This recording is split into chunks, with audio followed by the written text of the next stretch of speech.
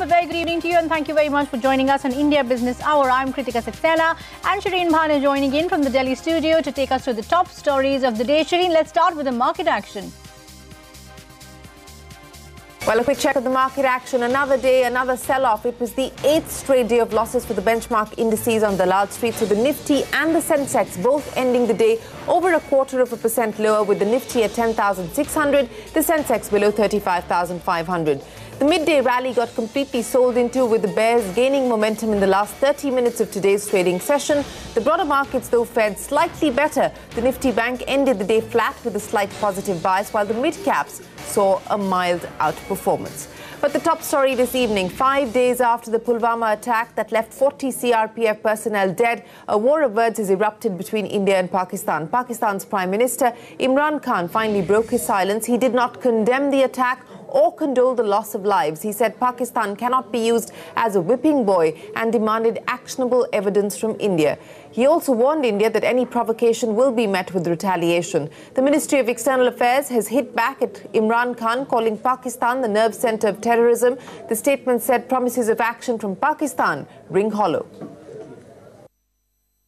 अगर आप ये समझते हैं कि आप पाकिस्तान के ऊपर कुछ किसी किस्म का हमला करेंगे, पाकिस्तान रिटेलिएट करने का सोचेगा नहीं, पाकिस्तान रिटेलिएट करेगा। हम सब जानते हैं कि जंग शुरू करना आसान है, शुरू करना तो जंग इंसान के हाथ में होती है, लेकिन जंग खत्म करना इंसान के हाथ में नहीं होती। ये मसला जो आखिर में हल होगा, जिस तरह अफगानिस्तान में, ये भी डायलॉग और बातचीत से हल होगा। पहले तो आपने पाकिस्तान पर इल्जाम लगा दिया, ना कोई एविडेंस, ना कोई सोचा कि इसके अंदर पाकिस्तान का क्या फायदा है। अगर आपके पास कोई एक्शनेबल इंटेलिजेंस है कि पाकिस्तान इन्वॉल्व है, वो हमें दे, मैं आपको गारंटी करता हूं कि हम एक्शन लेंगे। एक इंट्रोस्पेक्शन आनी चाहिए कि क्या वजह है कश्मीर के नौजवान उस इंतहा पे पहुंच चुके हैं जो वो मौत का उनका खौफ ही उतर गया है। Three things are obvious. There is not even a pretext of an outright condemnation of the incident.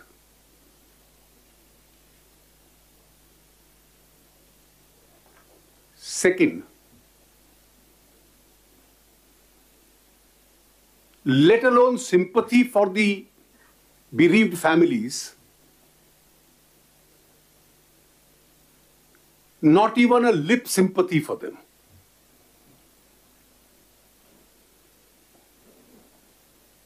And thirdly, a very shallow logic that provide to us an actionable intelligence, as though the origin of the crime is not known. We have seen the statement made by Pakistani Prime Minister. We are not surprised that the Prime Minister of Pakistan refuses to acknowledge the attack on our security forces in Pulwama as an act of terrorism. Prime Minister of Pakistan has neither chosen to condemn this heinous act nor condoled with the bereaved families. Disclaiming any link between the terrorist attack and Pakistan is an oft-repeated excuse by Pakistan. The Pakistani Prime Minister has ignored claims made by the Jaish-e-Mohammed as well as by the terrorist who perpetrated this heinous crime. It is a well-known fact that Jaish-e-Mohammed and its leader Masood Azhar are based in Pakistan. This should be sufficient proof for Pakistan to take action.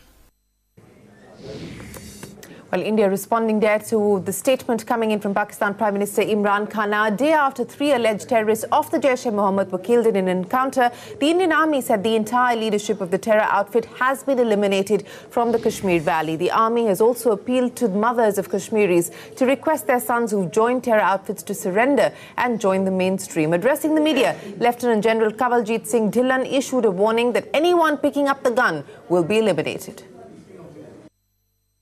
Through you, I would request all the mothers of Kashmir to please request their sons who have joined terrorism to surrender and get back to the mainstream. anyone who has picked up gun in Kashmir will be eliminated unless he surrenders. Well, the governor of Meghalaya, meanwhile, has sparked a controversy after the terror attack in Pulwama. Taking to Twitter, Tathagat Roy wrote, and I quote, "An appeal from a retired colonel of the Indian Army. Don't visit Kashmir. Don't go to Amarnath for the next 2 years. Don't buy articles from Kashmir Emporia or Kashmiri tradesmen who come every winter. Boycott everything Kashmiri. I'm inclined to agree." End of quote. Former Chief Minister of Jammu and Kashmir, Omar Abdullah, hitting back and saying, and I quote, "People like Tathagat want Kashmir but without Kashmiris. They'd sooner see us driven into the sea. He'll be best placed to know he cannot have one without the other. So what is it to be?" End of quote. And this tweet of the governor of Meghalaya has met with widespread condemnation. But in a breather for the startup community, the government has eased the angel tax norm. The centre has released a series of measures aimed at making life easier for budding businesses. First and foremost, funding in startups by all investors will be exempt from the angel tax up to an aggregate limit of 25 crore rupees. Till now, the exemption cap stood at 10 crore rupees. The government has widened the definition of startups, and now an entity will be considered a startup for up to 10 years from the date of incorporation. This is against the existing period of 7 years. Also, an entity will be considered a startup if its turnover in any financial year has not exceeded 100 crore rupees. Currently, this cap stands at 25 crore rupees. Fourth, investments into eligible startups by listed companies with a net worth of 100 crore rupees shall be exempt from the angel tax beyond the limit of 25 crore rupees. Similarly, investments by non-resident Indians and alternate investment funds shall also be exempt beyond the limit of 25 crores. However, one concern remains unanswered. The government has not made any clarificatory announcement on the contentious issue of Section 68 of the Income Tax Act, which deals with unexplained fund receipts. A startup shall be eligible for exemption under Section 56(2), that is Roman 7B of income tax if it is private limited company recognized by DPIT and not investing in any of the assets as per the notification.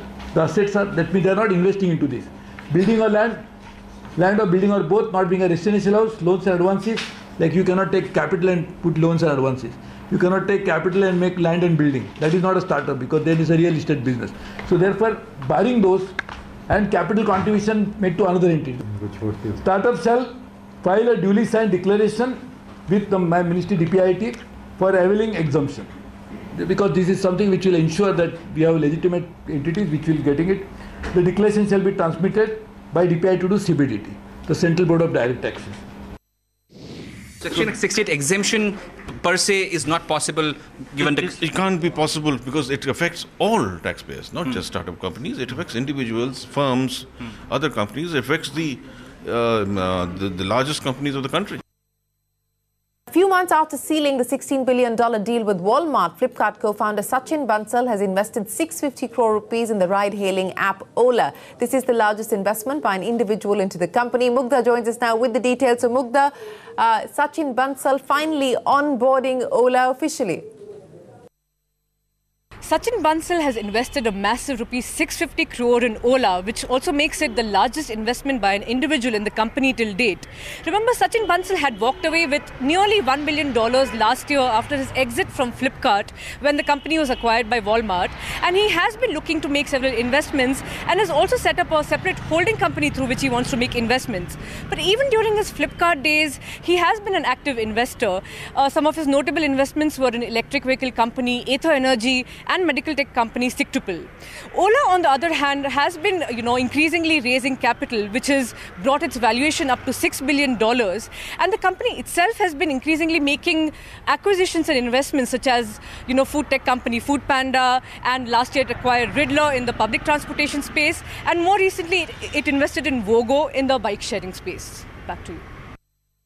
In a bid to ease the debt burden, Anil Ambani's Reliance Power is likely to sell about 18 to 19% promoter stake in the company. Sources say JP Morgan has been appointed the banker for the proposed stake sale. Let's go across to Ritu for more. Ritu, what's the progress so far?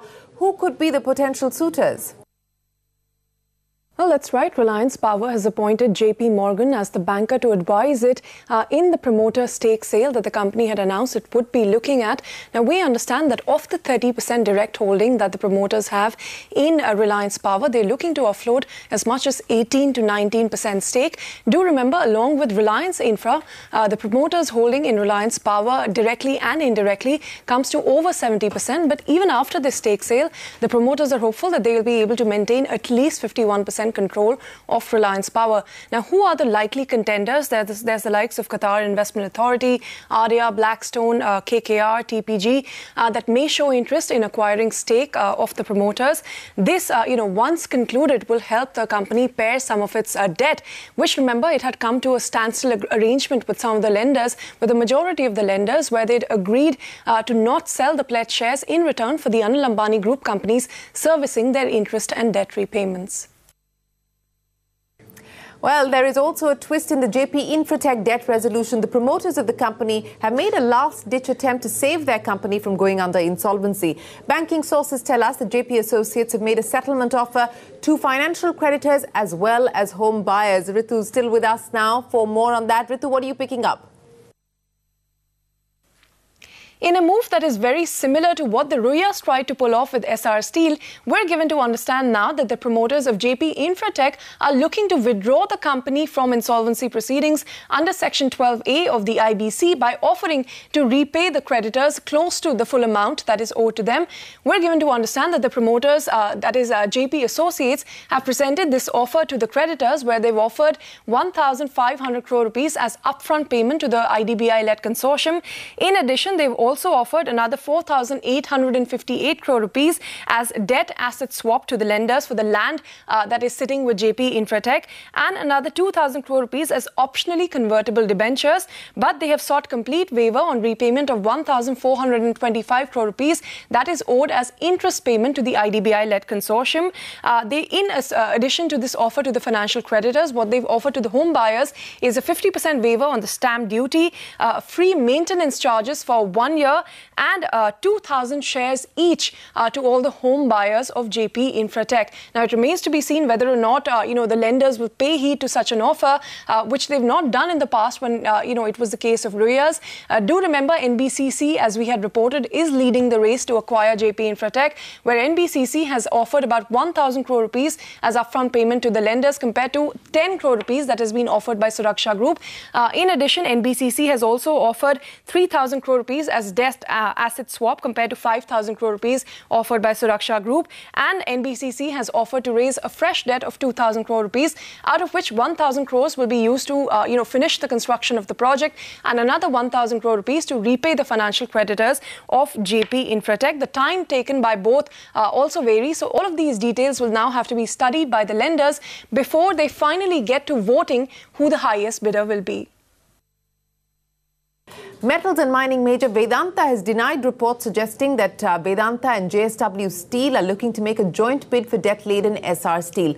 In an exchange filing, Vedanta has called the news speculative and baseless. Remember, there were reports this morning that Vedanta and JSW Steel were in talks for a possible last-minute bid for SR Steel. Both stocks ended the day in the green, Vedanta saying not true. And here's the latest from the GST space. A controversy has erupted ahead of the GST Council's 33rd meeting. Finance ministers of some opposition-ruled states have opposed the idea of a video conferencing for the meeting. They've written to Union Finance Minister Arun Jaitley seeking a physical meeting. In fact, Puducherry's Chief Minister Narayanasamy has told CNBC TV18 that decisions on issues like real estate and lottery cannot be taken without a proper meeting. Take a look. Only the the GST Council meeting, what all the issues that is coming out in the lottery matter, and also on the question of real estate issue, it can be resolved not through video conference. Therefore, I thought it fit, and also some of our colleagues, the Honorable Finance Ministers of various states, and we have written letter to the Honorable Finance Minister, the Chairman of the GST Council. I am waiting for his response from the Honorable Chairman of the GST Council. Well, it is time for us to revisit the top story of the day. India and Pakistan locking horns over the Pulwama attack. Parikshit joins us with a panel of experts to take that discussion forward.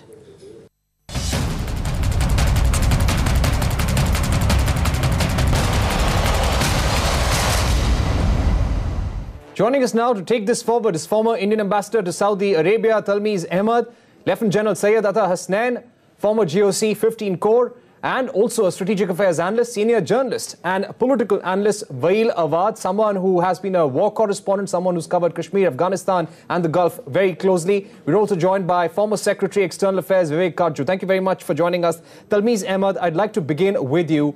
When you hear Imran Khan talking today, when he says that we want actionable evidence from India, we are ready to talk about terrorism with India as well. Do you see serious intent, or is this a Pakistani Prime Minister playing to an international audience? This is one of the most absurd remarks that I have heard. Actually, the head of Jaish-e-Mohammed has already accepted responsibility for his action.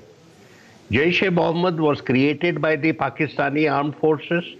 It has been functioning under their supervision and guidance. It has been indoctrinated by them. It has been functioning under their direct supervision.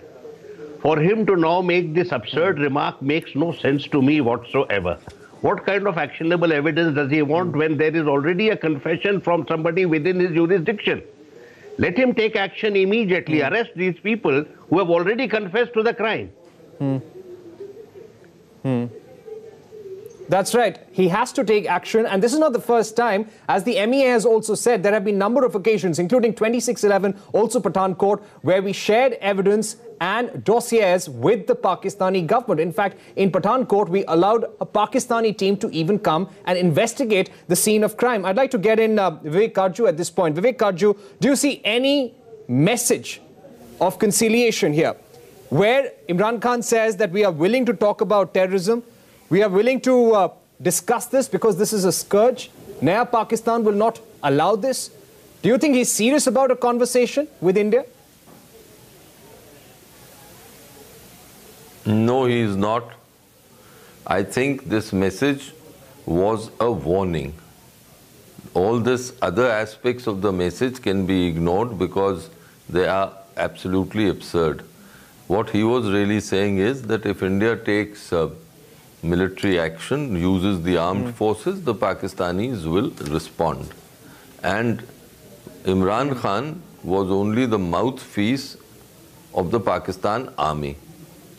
So this is the message that he is giving us. Now, how will Prime Minister Narendra Modi react is to be seen. I, for one, believe that Pakistani terrorism against India, which has gone on for nearly 3 decades, is a strategic challenge. It has to be accepted as such, not something that India can absorb and handle diplomatically and politically manage things. And now all the resources of our country have to be used in making a plan which will have to be pursued relentlessly to handle it.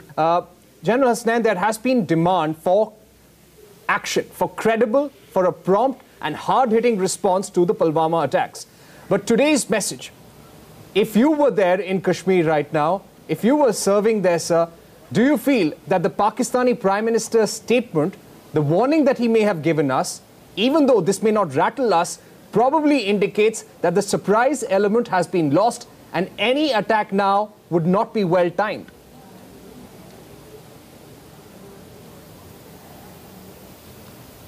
See, it's quite clear the moment an action is taken by any Pakistani tanzeem backed by the ISI against an Indian facility, an Indian target, automatically it is realized on the other side that there will be a response, some kind of a response.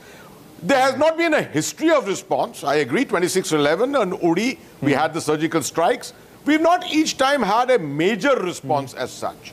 So the expectation by any military mind will always be that there is going to be some kind of a retaliation, some kind of a response. So the element of surprise is actually already lost. That happened even with Uri, where after 10 days we went in and they were prepared. We did not go against any military facility of Pakistan. Surgically, we only struck the terrorist camps and the terrorist facilities at that time and took them by surprise, perhaps to some extent. So I don't think surprise has a major role to play in the India-Pakistan equation. You saw after 2001 the attack on Parliament at that time. The Pakistan army had already started mobilizing by the time the Indian army mobilized and reached its concentration areas. So this has to be, whatever action has to be taken by India has to be done smartly. I'd like to get in Dr. Wael Awad at this point. Mr. Awad, what is the kind of support that we are getting? Yes, there were messages of condolences, sympathetic messages from all across the world, from more than 45 countries. The problem has been with China. Where do you think international support for any campaign against Pakistan, either military or diplomatic, is going? Dr. Wael Awad. Well, I think first of all, India's position for the last 2 decades have been very clear to the rest of the world, and there is a great sympathy with the Indian position, especially in cross-border terrorism, where India had made its case to the international community and been a victim of terrorism throughout. But I would like to add one point here. It's not a question that when we get the international support for any military action, should we go for a war? What we are here is fighting terrorism, and we have to stop the international community from being selective in fighting terrorism. There should be comprehensive fight against terrorism because it has no border and it has no country and no religion. So therefore, to speak of fighting terrorism alone on your own, it does not give the result to be achieved internationally. So I think the international community has to address what is terrorism, and those terrorists should be stopped. Mr. Ahmed, we will have MBS in India. He'll be here for a day-long conversation. Can India use its leverage with Saudi Arabia to put pressure on Pakistan on the issue of terror? If we go by the joint statement signed by Saudi Arabia and Pakistan, which talks about the brotherly relations between them, also appreciates Pakistan's offer of dialogue with India, it doesn't seem like. I don't think you should, attach too much importance to the diplomatic rhetoric that is always contained in joint statements.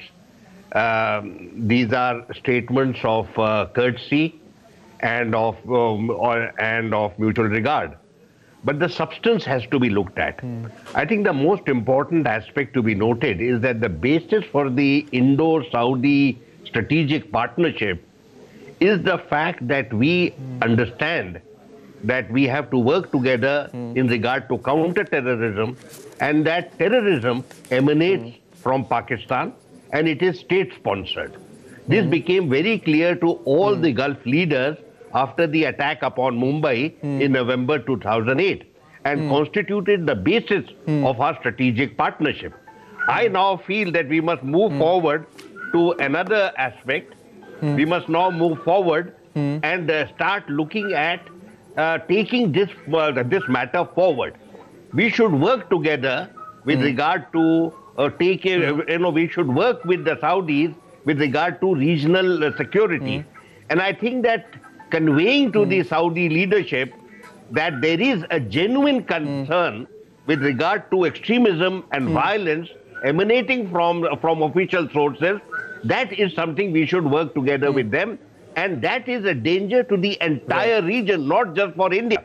I think the Saudis will understand this, they will appreciate it, because they are also targeted. Get in General Atta Hasnain at this point. I'd like to shift focus temporarily as we move towards the end of our debate. You know, Tathagat Roy, the governor for Meghalaya, and he probably represents the Indian state, he went on to say on Twitter that don't visit Kashmir, don't go to Amarnath, don't buy Kashmiri articles, boycott Kashmiri items.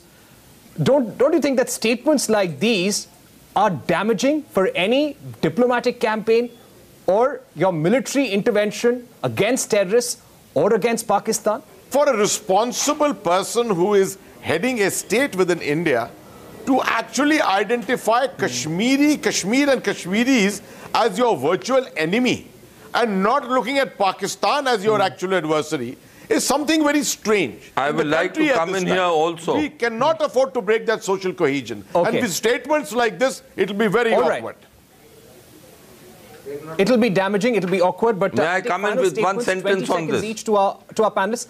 Yeah, Mr. Kajju, come in. I think this governor needs to be pulled up for what he has said. The central government must do so immediately. His comments, and especially from a governor, are appalling. I go much further than my good friend, the general, has gone. He's been discreet, I will not. The Kashmiris, whatever be the situation, are Indians and they are our people. And it is unacceptable for a governor to say such things.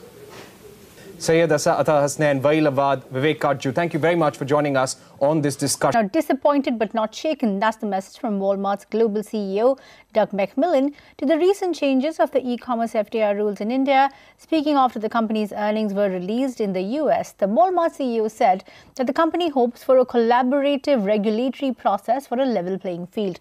Mugdha Warrior is here with the details. Mugdha, you were logged into that earnings call.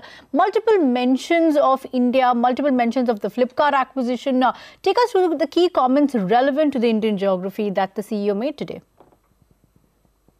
Walmart has once again expressed disappointment with the recent FDI policy changes in e-commerce in India during the Q4 earnings call today, where Walmart CEO Doug McMillon said that the company was still hopeful that there will be further dialogue with the government for a more favorable policy. Remember, Walmart had expressed disappointment on February 1st after the government had refused to extend the deadline for the implementation of this policy. But in today's call, the Walmart executives were asked by several investors on the impact on Flipkart from the policy changes, where Doug McMillon said that, the business is currently in line with what they had thought it to be after the policy changes. And the executives were also asked whether Walmart will moderate its investment in Flipkart and in India in general, where the executives said that, they will see how the year goes. But they did reiterate that Flipkart was, more than just a traditional e-commerce business, and it was an ecosystem with a payments arm such as PhonePe, it had Myntra and Jabong, and a last mile delivery system. Flipkart also reflected in the FY20 guidance of the company, where the company executives said that, there will be additional costs for Flipkart with the policy changes, but nothing significant enough to change the guidance. And they did say that the net sales growth would actually be positively impacted by Flipkart, while operating income would decline slightly while including Flipkart. Overall, the company remains positive on the potential of e-commerce in India, and they said that they were still excited about the e-commerce market in India. Back to you.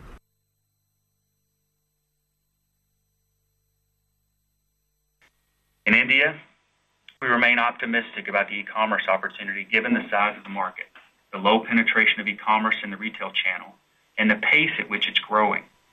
In the future, we hope to work with the government for pro-growth policies that can allow this nascent industry and the domestic manufacturers, farmers, and suppliers that benefit from it to develop and prosper. In terms of the regulatory environment, we were disappointed in the recent change in law and the lack of consultation, but the team has worked to ensure we're in compliance with the new rules. We're committed to providing sellers with a world-class platform to sell on and customers with a high quality of service. We hope for a collaborative regulatory process going forward, which results in a level playing field. All right, moving on. The Union Cabinet today approved a slew of decisions, and the key among them was the hike in the dearness allowance for government employees. In fact, the government has announced an additional 3% allowance on top of the current 9%. The cost to the exchequer for this will be over 9,000 crore rupees. Now, the move will, of course, benefit over 48 lakh current central government employees and 64 lakh pensioners. The government also cleared an ordinance to outlaw triple talaq after it failed to pass the bill in the Rajya Sabha during the budget session of the parliament. Now, moving on, several state government officials are still struggling to reduce the losses faced by their power distribution companies. Under the Uday scheme, states were supposed to reduce the losses to about 15% in this financial year, but data for the first 9 months of FY19 clearly shows that the task is cut out for many states. What exactly does this imply? Anshu Sharma is here with the details. Anshu, take us through the number crunching that you've done. Well, that's right. The states participating under the Uday schemes have a target of reducing losses on account of power supply to 15%. Now, if you see the 9 months data as per Uday portal shows that all India AT&C losses are at 21.22%. Some of the states have been performing way off their targets under Uday. Like Uttar Pradesh has losses of AT&C at 31.24% against a target of 19.35% until December 2018. Similarly, Bihar's AT&C losses are at 38.95% versus 21.16% target. And even for Jharkhand, the losses are at 36.12% against the target of 17.97%. While technical and commercial losses are still high for the usual states which have been making losses, the gap in average cost of power supply and average revenue realized for the 9 months of this financial year for all India is at 28 paise per unit. Please note that these data provided by states are not final, as DISCOMs are not obligated to audit their accounts every quarter. Hence, the final data on operational and financial indicators may change. Now, just recently, about 10 days back, in a review meeting with Power Ministry, states have told the centre that the power costs have increased and hence the states are unable to meet the targets set under Uday. Some of the main reasons for states states have cited are coal shortage, an increase in employee cost on account of 7th Pay Commission implementation, and also reduction in bill collection from rural areas where power supply has increased under Saubhagya scheme. Not only this, about 58 DISCOMs owe over 40,000 crore rupees as outstanding due as of November 2018. As per the Prapti portal, DISCOMs owe 16,000 crore rupees alone to NTPC and about 7,300 crore rupees to Adani Power. Sources say that Power Ministry has told states that it cannot be business as usual for the DISCOMs, as cash gap is a threat to continuous and reliable power supply. Back to you. Okay, Anshu, thanks for taking us through that. Now let's get you an exclusive interview then. India is on a stable growth path at a sustainable 7 to 7.5% GDP growth. However, recent recalibrations clearly indicate that India needs to rework and invest in its statistical capabilities. That's the word coming in from World Bank's country director, Junaid Kamal Ahmed. He was talking to CNBC TV 18's Archana Shukla on the sidelines of the launch of Women's Livelihood Bonds by World Bank, UN Women and Small Industries Development Bank of India. This 300 crore rupees social impact bond will lend to individual rural women entrepreneurs at attractive interest rates, and Ahmed says that it will boost job creation. Here is his rationale. When you look at women running small and medium enterprises as opposed to group lending, the individual entrepreneurs are far more dynamic. They invest more, they create more jobs, they connect with more women entrepreneurs. And one of the biggest challenges we're facing in India is the declining labor force participation of women. We feel by bringing private market finance into the game and ensuring that it goes into individual women entrepreneurship, we may be able to reverse this decline in labor force participation of women. What I'm worried about is, can you bring the interest rates down sufficiently that the microfinance institutions now see it worthy of investing in individual entrepreneurs as opposed to group lending?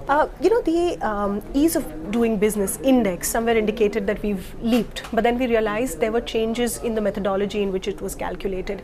When we are talking of job creation, opportunity creation, opening businesses and creating entrepreneurs for rural women, how far do you think these data points on ease of doing business comes handy?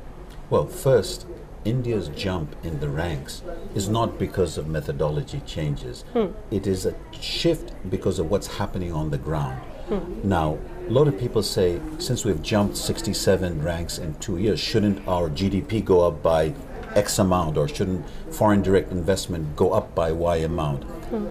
Only if you sustain it over 4, 5, 6 years that you begin to see the change in the regulatory framework that stops small and medium enterprises from growing. That's the dynamics that you need to look at. Right. I can't let you go without asking you one comment, from the World Bank perspective that you would have on the growth picture for the country and the fiscal math. How do you see? There are questions whether we'll be steering at the growth numbers that we are at right now. The fiscal, will it move beyond 3.1 or where? The long-run analysis is quite impressive. India has steadily increased its growth rate. From the usual 2 to 3%, it is now hovering around 7.5, that band. Second, the variation around this average has stabilized, meaning that this growth is more stable. Looking forward, I think India has achieved a 7% steady growth. It can sustain that.